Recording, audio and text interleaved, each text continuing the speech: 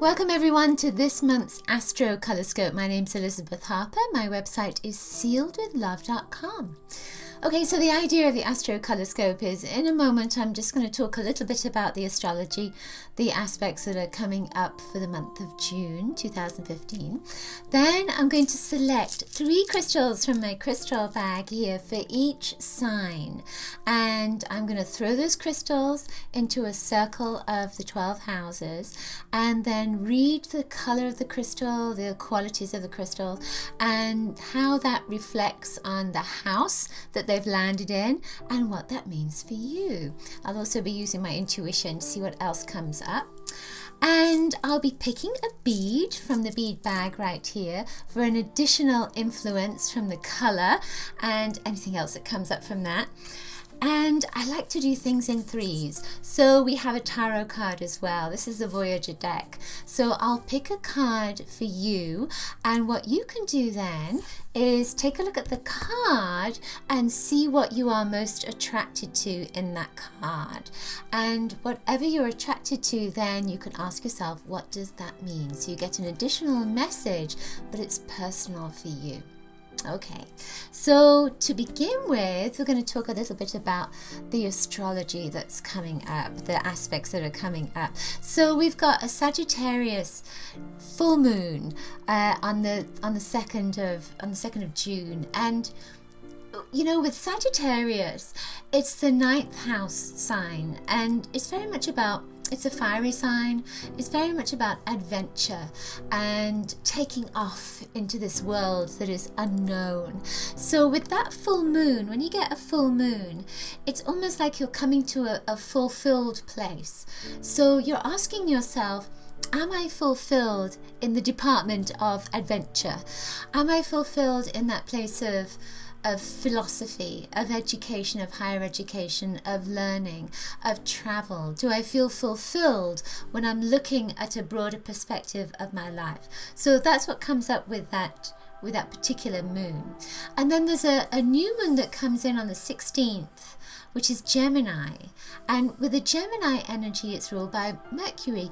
Mercury is going direct finally on the 11th of this month. So communication comes into balance, and technical things, electrical stuff, it all starts working a little bit better.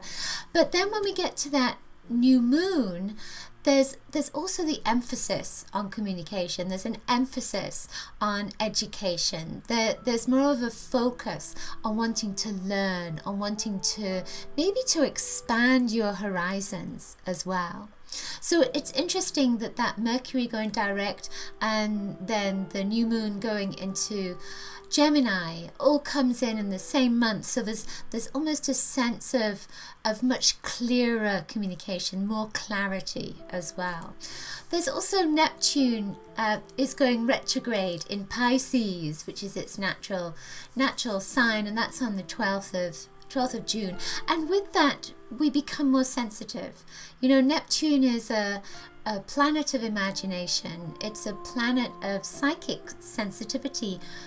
It's also a planet of addictions, because we tend to want to drown what we are seeing in the outside world and go into a place of fantasy. And so with addiction, it can help us to go inside of ourselves more. But with that retrograde energy, it makes you more sensitive. So it's almost take care at this time if you have this tendency to want to escape things, because with that Neptune retrograde, it's coming on the 12th of the month, and it's going to continue for a while. So just take care, protect yourself.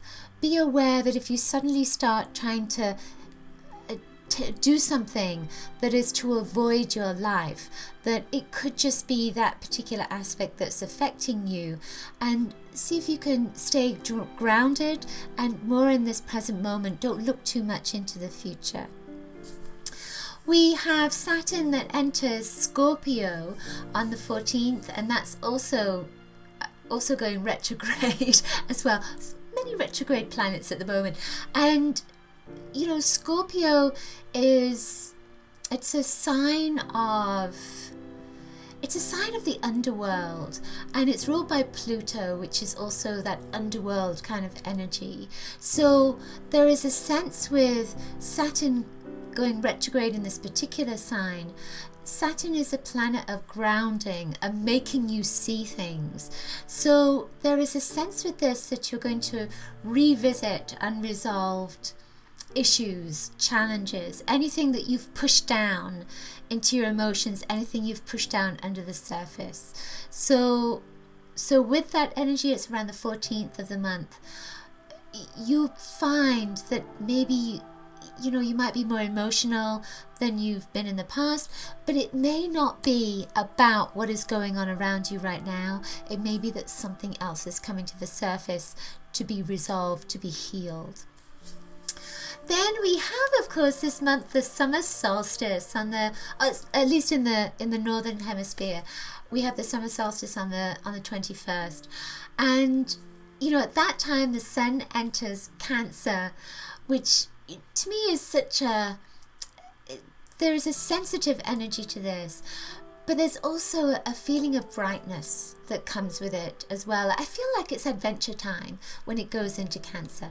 Well, on the 22nd, we have Jupiter and Uranus are making a trine. And Jupiter is in Leo and Uranus is in Aries, both fire signs. So with this, there's almost a sense of the road less traveled. There's a sense of excitement. There's a sense of adventure. So around that time, 21st, 22nd, 23rd, you might find yourself suddenly wanting to take a trip, or suddenly wanting to go into the kind of relationship that you've never been in before, or maybe going for a job that you didn't think you were capable of getting, or didn't think that you had the qualifications to apply for the job. There is a sense of luck that comes with that particular aspect, and it's been coming through already. Earlier in the year we had the same aspect. Now we're getting another chance at it, so that can come up as well. It may be that you're getting a second chance at something, maybe a relationship or a job or something else that means that your whole world opens up as a consequence. All right then, just as my cat came in to say hello. So now let's move on and see what's coming up for your sign.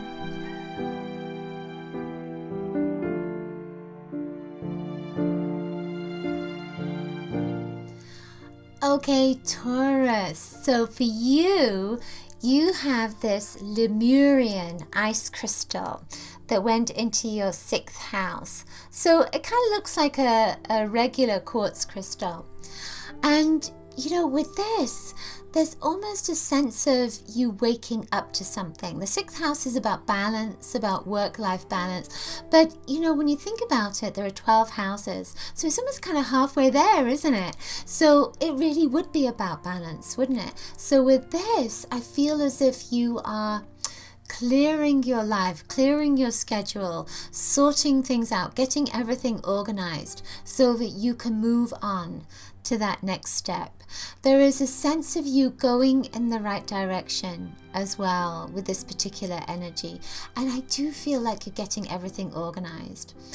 What's interesting is, just in that moment, I heard the word music. So there's a sense of music is going to be important for you, or maybe there are messages that are coming through music this month, or maybe it's something that will help you to relax and be at ease.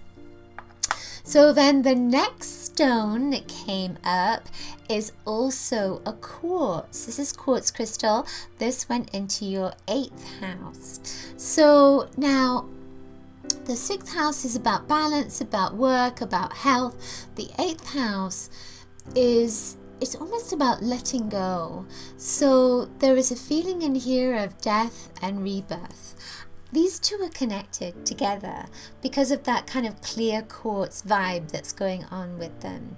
So you may be letting go of your job, and not to kind of worry or anything, but there may be something within your job that you're letting go. So it could be that you are reducing the hours, or you may be you may be changing something within your work environment. So it could just be, that you're clearing up your desk. But whatever it is, it's going to give you more clarity. It's going to give you a cleansed environment, a cleansed aura. So there is a sense of a new beginning that's coming with this. The 8th house is death and rebirth. So something is ending and something new is opening up.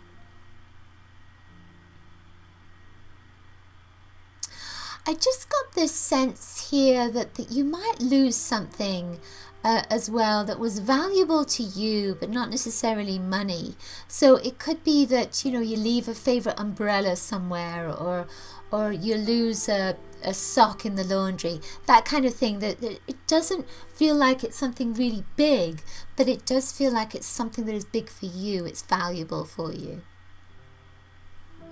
Interesting. So now the final stone is petrified wood. And I love this stone. It's brown and it has these sort of lines in it. It has a little bit of pale colour, and of course it's wood. So what that says, what the wood says, is that there's ancient energy, there's ancient knowledge. But I feel that when this is coming up, it's saying you're going in the right direction. This went into the 12th house. You've had the 6th house, and now you've got the 12th house. So here we have the 6th, and then here we have the 12th. So there's a sense of, again, that you're moving on from something. And this is about, there's almost a sense of uncompleted tasks. So things that you haven't finished, things that you still need to sort out. It's almost like you are, it's almost like you need to go out into nature and get some, refresh your being, reconnect with the trees, reconnect with the ground, so that then you can go back and finish off whatever it is that needs to be completed. I feel that your family are going to be either coming in to help you or coming in to trigger a memory of what it is you need to do next. Okay, so now the stone that came up is a little Swarovski hematite. And with this, hematite it connects to the blood, heme, but it also connects to grounding, protection, psychic energy. It's a mirror.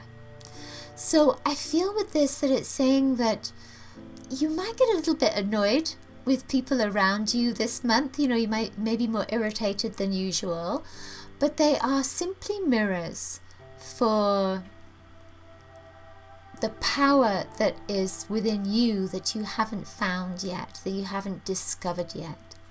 So going back to these clear crystals, we can see that you are clearing things out the way, but you may be a little bit emotional with these two particular ones. And I feel that emotional energy is coming up from relationships around you.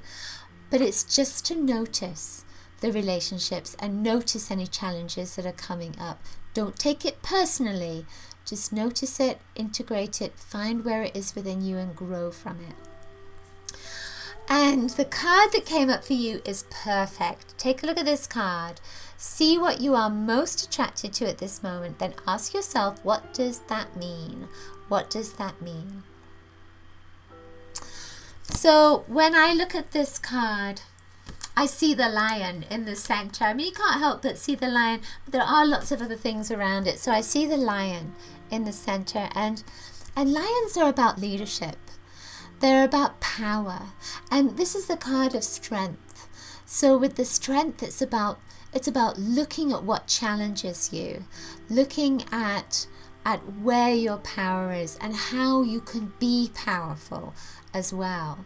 So that part of the 6th house of maybe letting go of anything that doesn't serve you, and then coming into this most powerful place, finding balance in your work and your life, that will bring you power. There's also the sense, the lion links to Leo, which is there may be a Leo that's important to you, but it also links to July and August. So there's a sense of you preparing for something right now.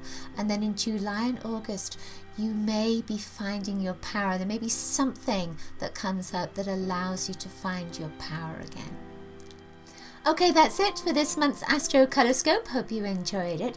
Do please share it with your friends. Like and subscribe to my channel. And if the message has resonated, please leave me a comment below. Remember that you can subscribe to my love letter and grab your free color kit at bit.ly/color kit. And also remember that I offer different guidance sessions from my website sealedwithlove.com, and I make crystal jewelry, and I also have crystals available in my store store.sealedwithlove.com. I will see you next week with the Crystal Colorscope. Lots of coloricious blessings to you. Bye.